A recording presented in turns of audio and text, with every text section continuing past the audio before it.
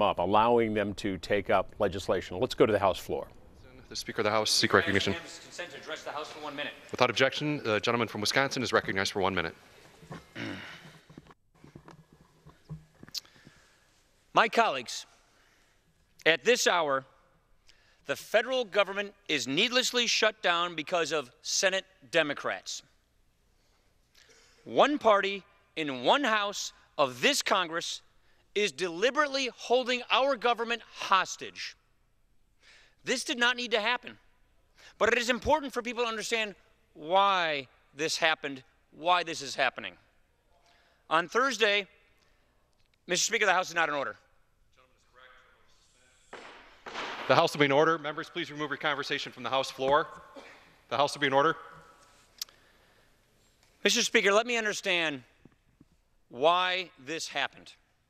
On Thursday, this House responsibly passed a bill to keep the government open and to extend the Children's Health Insurance Program, which covers nearly 9 million children from low-income families. No games, no strings attached, a straightforward bill. We did our job, but Senate Democrats simply refused to do theirs. Last night, they used the filibuster to block our bill and to shut down this government. But why? What exactly in this bill was it that the Senate Democrats opposed? Why would they do such a thing? What do they find so objectionable? What do they disagree with? What is so objectionable that it is worth holding the entire government hostage? Was it funding for our military? Was it the Children's Health Insurance Program? Is it funding for the Veterans Administration? Is it funding for our national parks? What is it? The answer is they have no problems with any of it. And yet, they are blocking this legislation anyway. That's right.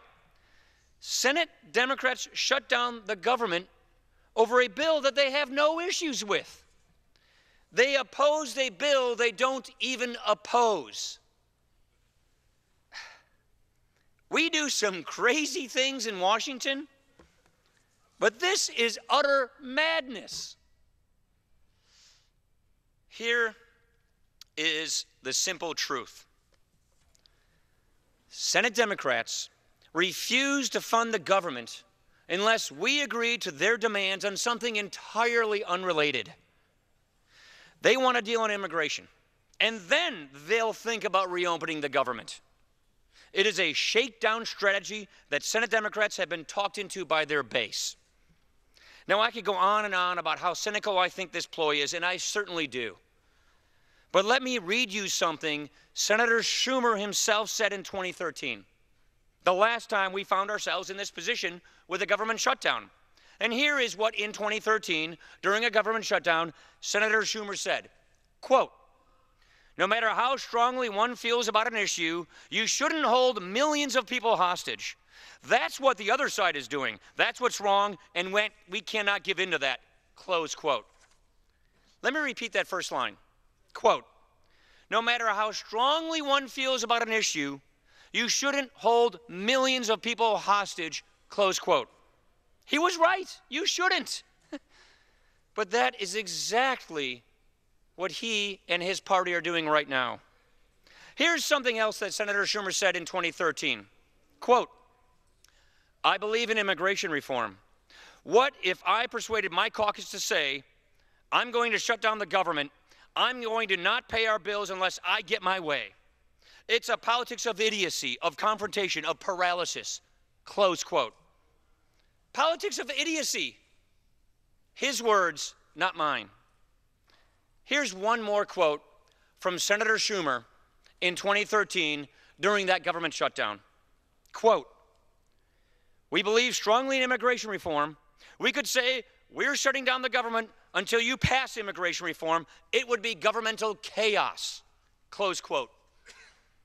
Sadly, he had that right as well. Mr. Speaker, as we speak, furlough notices are going out to federal workers across the country. Half of the Defense Department's civilian workforce has been furloughed. Training for reserves has got to stop.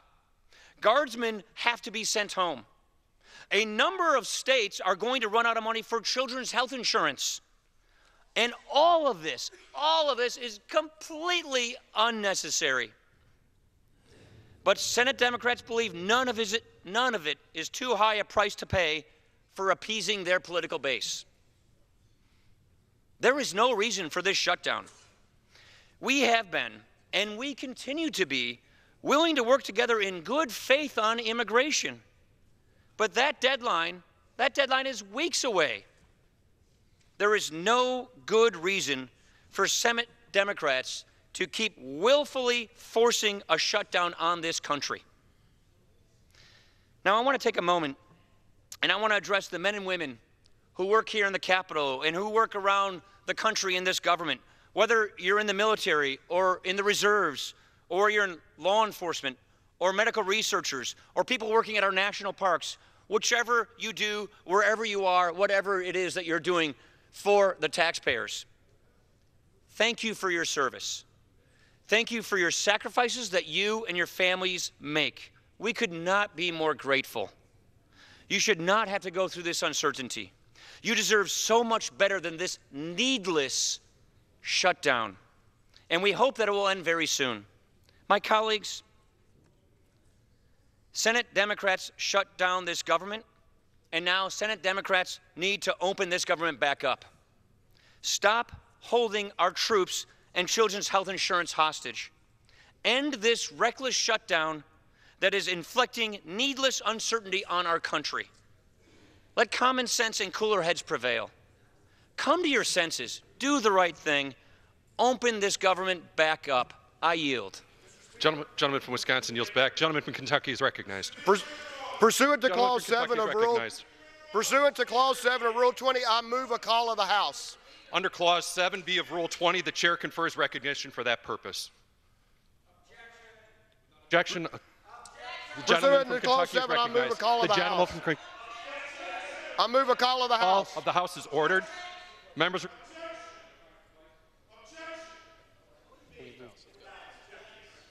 Is on the motion. Objection is heard. The question is on the motion offered by the gentleman from Kentucky. Those in favor say aye. Aye. Those opposed say no. In the opinion of the chair, the ayes have it. The motion is adopted.